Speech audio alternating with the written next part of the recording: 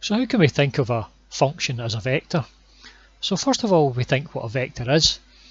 So a vector is defined as a directed line segment. So we've seen a vector here in blue, and we're used to seeing it in, say, 3 dimensions. So it might have an x, a y and a z axis.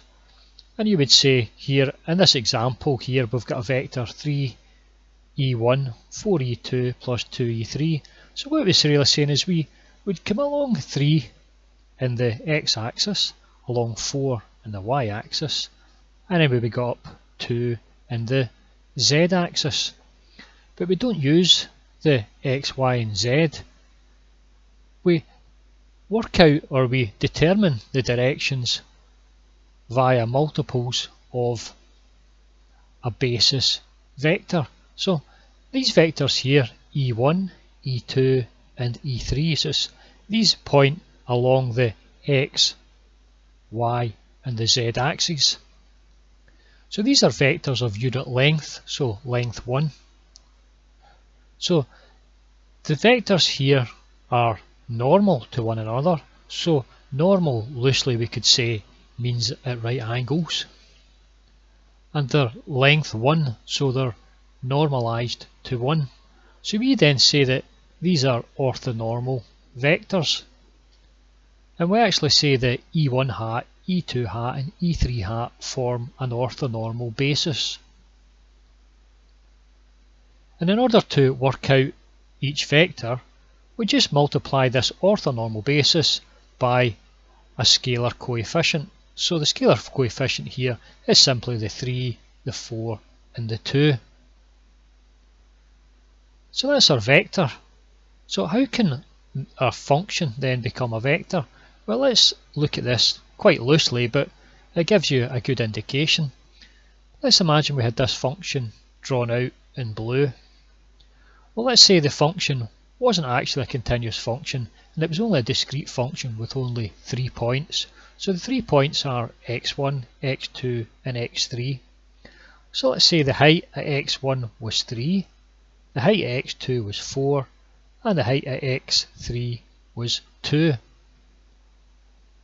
Then this little digital function would look like the same as this vector here. It would have height 3 at x1, it would have the height 4 at x2 and height 2 at x3. So potentially we could say that this directed line segment, or this vector, or a single point in this 3-dimensional vector space would represent this simple digital function which is only 3 points. But it means that in this 3-dimensional space, all the points in the 3-dimensional space can only ever represent a function here which has got 3 points. The functions that we want to represent aren't discrete functions. The functions we want to represent are continuous. So you could imagine extending this up to higher dimensions. So if you wanted to represent 4 points, you would need another basis vector. Of course, we can't draw that out physically because we've only got 3 dimensions in order to draw it out. So you may be then for asking yourself, well, how do we define the idea of a right angle if we've got a 4th vector there and we've nowhere to draw it? Well, these are something we're going to come to whenever we work through the rest of this video and the next video.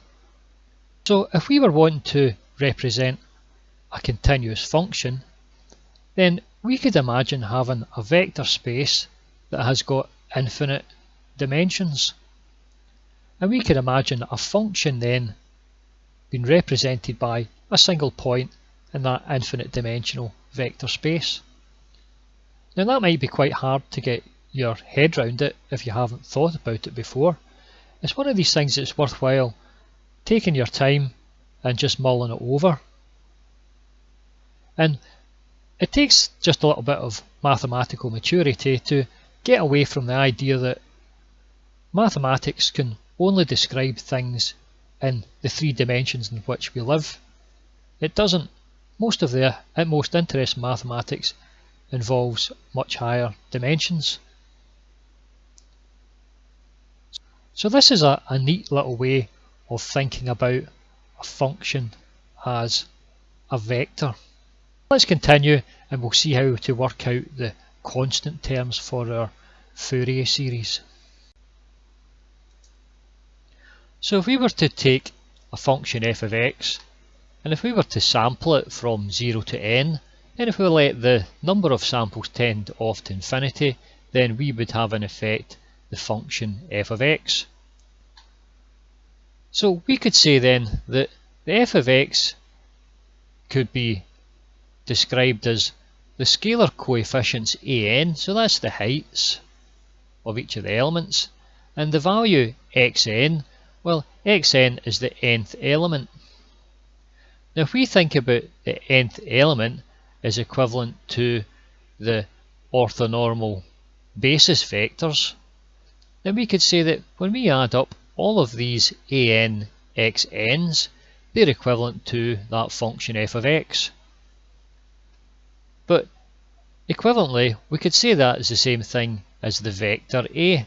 So we're really saying the vector A is just like A1, E1, A2, E2, A3, E3, and so on and so forth, off to infinity. And we're saying that the function then is equal to an xn, which is A0, x0, A1, x1, off to infinity. And if we think about this, xn is the same as the E1, E2, E3, then we can equate a function as a vector. So you're probably sitting there scratching your head and thinking, oh my, what's going on here?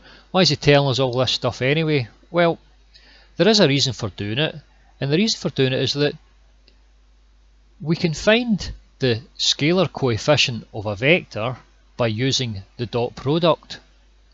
Now if we can think of a function as a vector, then we can equally find the scalar coefficients here, the an's, by using a dot product.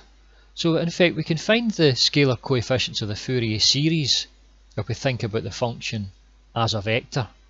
Now that's a lot of words, and I think it's best seen by an example, and you see us working through it, so we'll go through that over the rest of the video. So let's imagine we have this problem here. Given a vector A equals A1 E1 hat plus A2 E2 hat plus A3 E3 hat, we want to find this scalar coefficient A1. So I've got this drawn out, and we'll see that if we come along A1 E1 and we come in A2 E2 and got A3 E3, we've got this vector here in blue. Now in order to find the scalar coefficients, what we do is we take the dot product. Now if you're unsure of the dot product, we're going to go over it just in a second, okay, and it will all become quite clear. So if we want to find the scalar coefficient A1, then what we do is we take the dot product of the vector with the E1 hat. If we wanted to find A2, we would take the dot product with E2 hat, and if we wanted to find A3, we would take the dot product with E3 hat. So let's look at finding A1 first of all. So A1 dot E1 hat will be A1 E1 hat dotted with our E1 hat, and it would be A2 E2 hat dotted with our E1 hat, and our A3 E3 hat dotted with our E1 hat. The E1 hat dot E1 hat will give us a value of 1, so that will be left with A1, and the E2 hat dot E1 hat will give us 0, E3 hat dot E3 E1 hat will give us a 0 as well, so we'll just be left with our value of A1, which is this length here, which is what we've been looking for. Now when we were looking at the multiplying two vectors together, so we'll just go with this dot product here now. When we're going to multiply two vectors together, a vector's got a direction and also a magnitude. So how are we going to multiply them together? Well, there are several different ways of doing this, and one of the ways that is of use to us is called the dot product. So let's say we've got this vector A here in this direction, and there's a vector B here, and we want to multiply vector A by vector B, or equivalently vector B by vector A. So what we can do is we can take the magnitude of B, which is actually in the direction of A. So there's a vector there, that's a vector B, and we're saying what part of that vector B is actually in the direction of A? Well, the part that's in the direction of A, if we drop the perpendicular down, would be this little blue line here.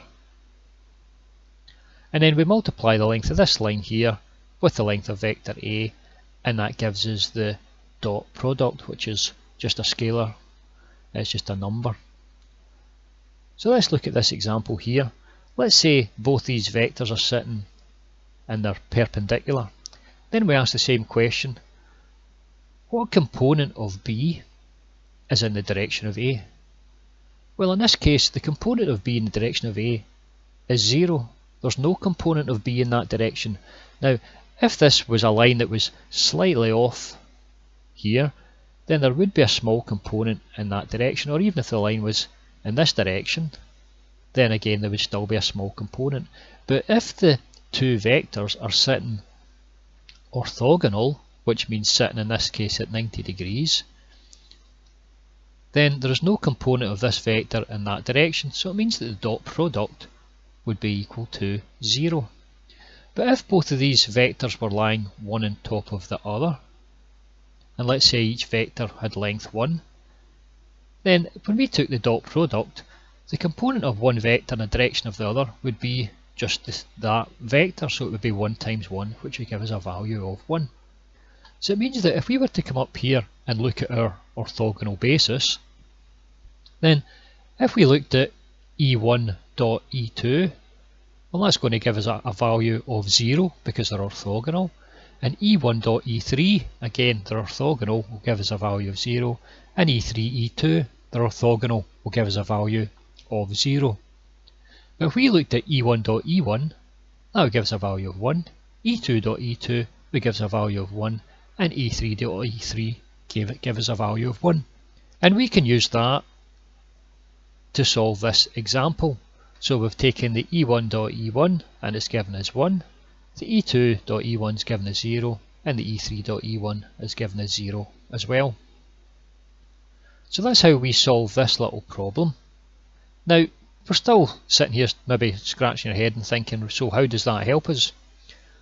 Well, we'll see that on the next slide, and on the next slide here it'll all really become apparent as to why we've gone through this whole process.